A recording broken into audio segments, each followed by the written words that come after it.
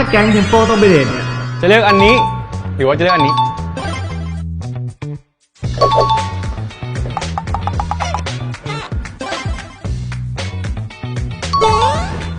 ถ้าดิทัศการอ่ะมันต้องเป็นอันที่เราสนใจนี่หรอมั้ง นี่ชวนแฟนไปคอนเสิร์ต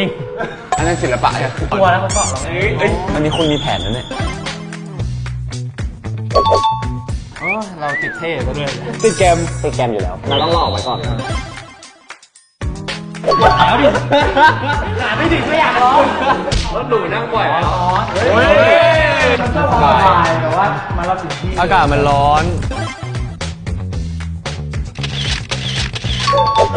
ไม่กินเผ็ดไม่ได้ไม่ใช่เหรอหรือกินชาบูดีวะ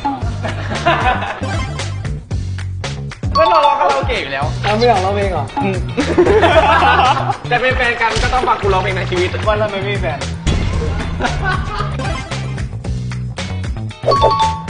คือถ้าเขาไม่ได้ตัวที่เขาอยากได้ก็คือคุณเสียเพิ่มเราก็ซื้อยกเซตเลยด้วยแน่นอนนี่มาเศรษฐีเอาเงินแม่มาเปย์สาวอยู่แล้ว